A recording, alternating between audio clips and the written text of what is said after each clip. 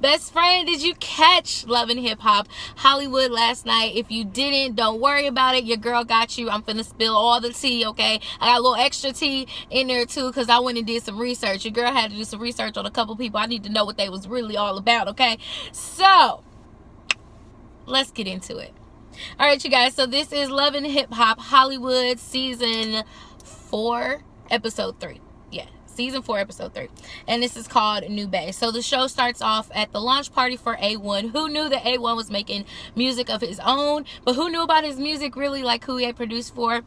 Your girl did some research, and all of those hit singles he keeps talking about, most of them have Chris Brown on the track. So I was happy to see that the vast majority of those songs were Chris Brown. There was Jeremiah and Big Sean and Chris Brown song that they just had, and Gucci Mane and Chris Brown. Pretty much all of them were Chris Brown songs, but I was here for it. I was like, okay, so now he really got some credibility with me. I don't know if he got some with y'all, but he got a little bit with me. So anyways, Alexis Sky introduces us to her boo, and it's Solo Lucci, who he's a rapper, but I think he also produces as well. But I'm gonna get more into what he's all about later on in the review. But anyways, he is so unattractive.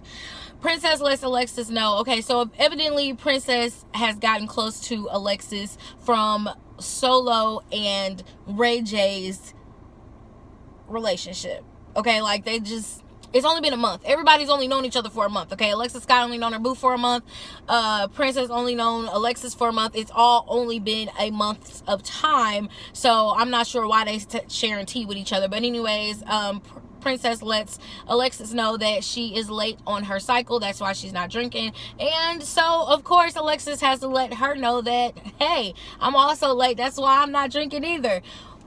But you only know your boo for 1 month. But, hey, whatever floats your boat, make it do what it do. So Lyrica and her mama start going in on A1 like, okay, this is all cool or whatever, but what about my album? What about my daughter's album? When is this gonna happen? Because I'm not understanding how your stuff is popping and mine isn't. I'm like, y'all picked the right time to talk about stuff, right? No, like y'all could have saved this for another time. I'm not even sure why you decided to talk about it at this moment. But anyways, A1 was basically like, you know, I'm trying to get this train going while it's going. You know, I'm hot out here in these streets. I'm trying to keep it moving while it's moving. And I was like, I agree. You know, when you hot in music, you got to keep your stuff popping. You got to keep your name out there in the streets. Because if you don't and you stop and you start doing something else, like let's say he start working on Lyrica stuff and it don't work, then he got to rebuild his name all over again after all this time he didn't already spent. So, yeah. Then we have Teairra Marie, and we're introduced to her and Cisco. Come to find out, her charges have been dropped for the case that she had with the taxi driver, and it was an assault case, and now it's gone. So I was happy to hear that.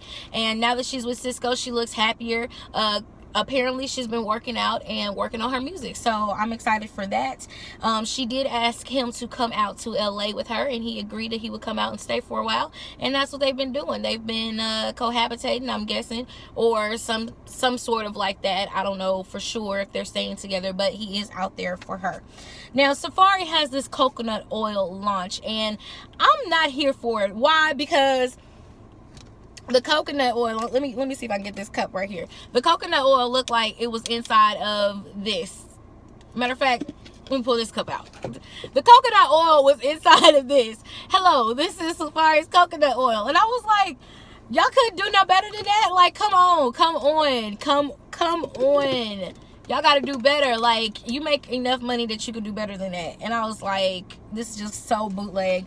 But Chanel performs, and it was very mediocre. I wasn't here for it, only because it was like boring. It was like one of them regular basic songs, and I just wasn't here for that at all.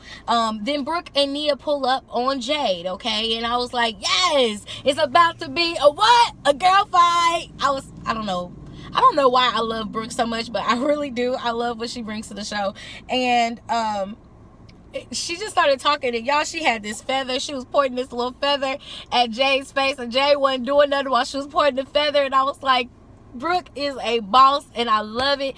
She had absolutely no reason to be upset with Jade other than the fact that she was going around talking about that somebody that she thought was her man, but it really wasn't. So I didn't understand what she was so upset about, but it didn't matter to me because I was here for that scene.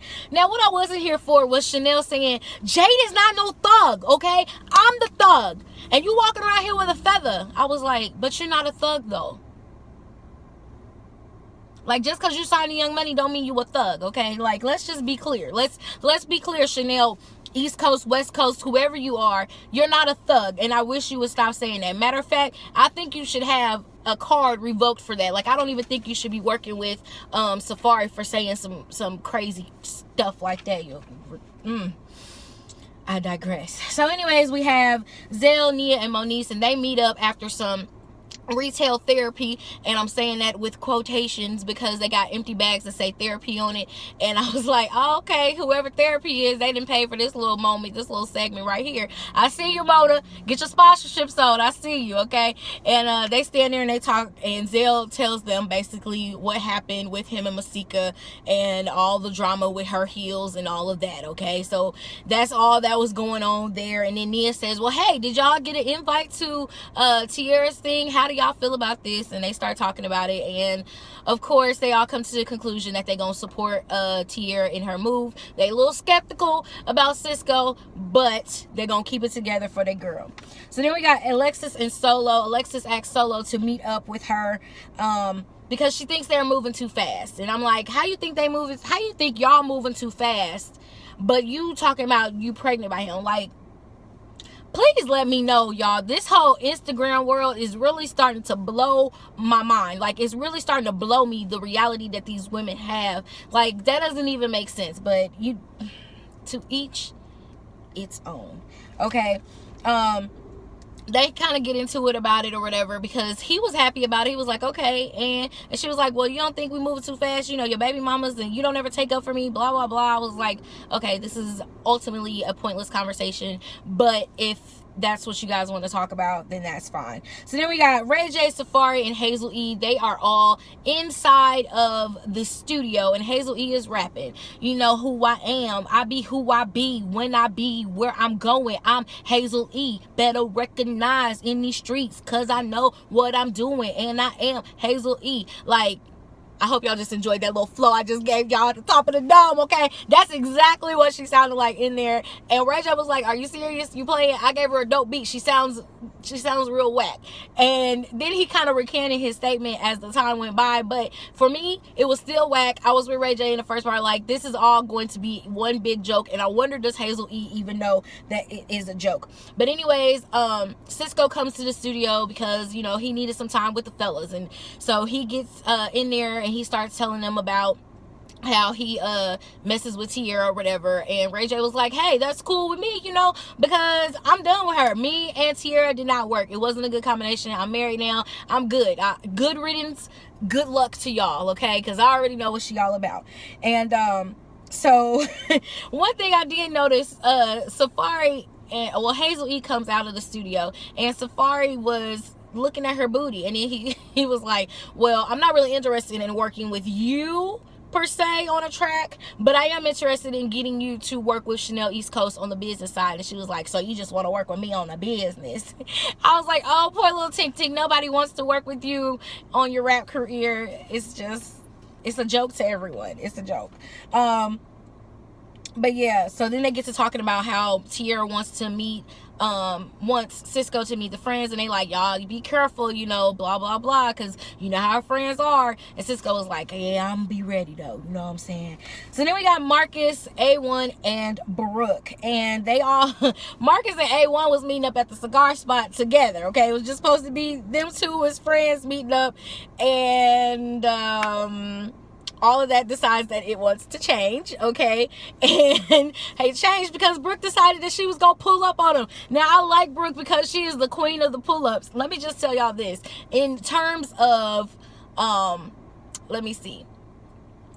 In the terms of Brooke being on Love and Hip Hop, she is making her name known and she is getting out there. She is doing the formula correctly, because we gonna see Brooke next season. There's no way we're not gonna see her next season. She is solidifying her spot on Love and Hip Hop Hollywood. But anyway, so she pulls up on him. She was like, hey, I need you to leave, talking to A1, because I got some business to take care of. And A1 was like, hey, anytime a woman pull up on you and you don't know she coming, then I'm finna roll out. So he goes back to the studio, and Marcus and Brooke are sitting there, and Brooke was like, so I need you to call your little paralegal hoe. I need you to call her right now. Get her here. Marcus was like, huh? What? She was like, do you know where she at? He was like, I don't know where she at, you know.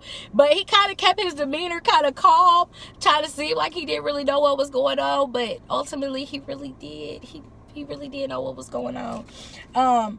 So he calls, of course, gets her down there, and Jade is just sitting there. She thinking everything cool, and boom, out walks Brooke. And Brooke was like, yeah, I'm here. Tell her, Marcus, tell her. So Marcus just breaks it down to Jade, like, me and you not together. I love Brooke. She's the love of my life. Jade was like, blink twice if you feel scared or if you need help or something like that. And I was like, oh, poor little Jade. That was a good one, though. It was really good, because she did seem like a little threatening, but I was here for for that little statement that Jade made, but I wasn't here for her anyway. But Brooks basically had him explain, and they get up and they walk out. And then as they are walking outside, and you know, Marcus thinking like everything all good. I didn't explain myself. I got everything together. Brooke was like, all right then, I'll holler at you. She said, I'll holler at y'all. Okay, because she was like, I'm done. She was like, I came here to do what I had to do, and that was to see y'all be done. That's all I wanted. And so now I'm going. And he was like, but I love you, Brooke. And I was like, this is such a real, like, scenario. Like, this could really happen. And the way that he said it, like, I've had a dude say that stuff to me before, and that is hilarious. Like, but I love you though. Like, I love you. You're the one that I love. So I could definitely feel this situation being real. So then we have Princess and Ray J, and Princess takes the test. The test turns out to be negative, and they all emotional, and Ray J lets us know that he still has not told her that his little swimmers ain't swimming, okay? So I'm like, well, when you gonna tell her? Hell, I mean, she need to know sometime soon. Like, today, she need to find out. She keep taking these pregnancy tests, and she gonna keep taking them and being negative, and it's because of you. I digress. That's their marriage, not mine. So then we have A1 and Lyrica, and A1, you know, he's in high demands with an S. He's in high demands. And so he's trying to keep it going or whatever. And Ty Dolla $ign's sister is someone that he was interested in, but being it that you know, Lyrica didn't want any more females signed until she had her record out. You know, he's like, I already made this meeting with her, so I'm gonna go ahead and meet with her. So he goes ahead and meets with her, and then Donatella, who looks like Kimbella. Is it just me, or is Donatella and Kimbella, they either sisters or it's the same dang old person, and they try to play Kimbella off? I see you, Kimbella. Get your money, boo. Get your money, boo-boo. I see you getting your money, okay? I believe in you. Get your coins, okay? Get your coins up. So, anyways, I'm playing with the lighting. I'm hoping that it's going to lighten back up. I'm sorry, y'all. I didn't realize it was, like, that dark out here. I don't know why it's so dark, but hopefully you guys can see me. So, anyways, I think Donatella and Kimbella are the same person. Do y'all think they the same person? Let me know down below if y'all think that they are the same exact person. But anyway, so A1 was like, hold on, y'all, 1 second. 1 second, I'll be right back. So Lyrica comes out. He was like, well, I'm gonna tell y'all why the F I can't sign you. I'm gonna let Lyrica tell y'all. I was like, dang. Lyrica got put on the spot. She was like, well, basically, you know, I got this, and this, and she didn't have no real good explanation other than the fact that she didn't want to sign any more females. So Donatella was like, oh, so you feel threatened? Are you threatened? Well, she said it in her English. She was like, I feel like you, I can't even get my accents right today, so I'm not even gonna try, but I feel like you threatened or whatever.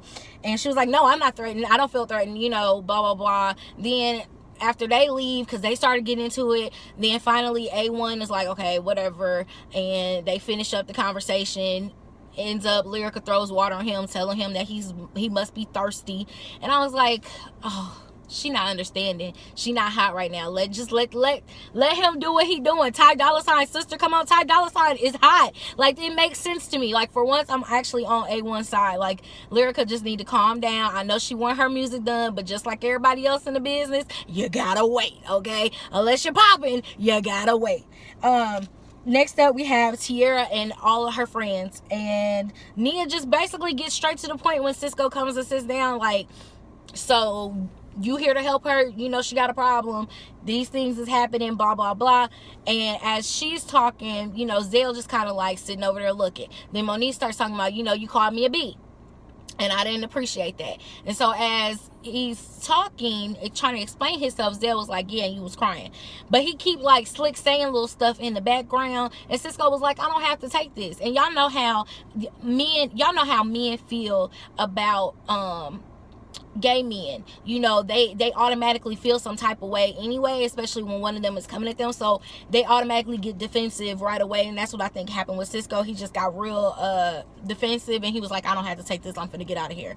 So they sit down and talk, and Teairra is drunk. She is drunk, and I don't know if she had been drinking before she came or if they slipped her a roofie or something, but she was like, y'all supposed to be my friends, and y'all did this, and where's my support? And I was like, what is she talking about?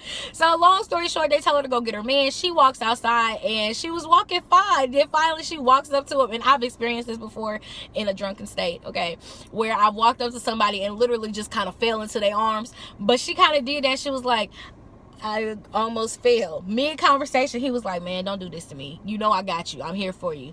And he basically gives her an ultimatum. Either you gonna stay here or you gonna leave with me, but I'm not going back in there. So she decides, I'm leaving with you. And you can tell that she is physically drunk. He couldn't understand what she was talking about. But what was real to me was that he could have just left her there being belligerent, but he decided to take her with him. And he, you know, he had her back. That's what I saw from that moment. All right, so next episode, we got Keisha Cole's album is missing something. And what else is it missing other than A1? Of course, we have Brooke and Booby. We're gonna see them making a love connection. I'm here for that. Nia explains to Cisco about Teairra's alcoholism, and Cisco decides to confront Teairra. Teairra's like, you don't get me.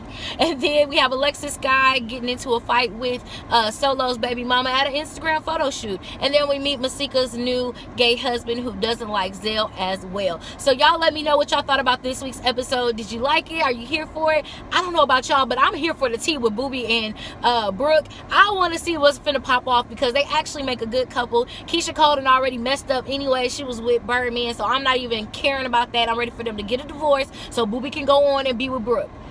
Am I just a Brooke stan? I think I'm a Brooke stan. I think so. I will catch you guys in the next one. Don't forget to comment, like, and share this video. And I got to get back into work. Y'all already know I do, okay? And I'm out. KK, bye.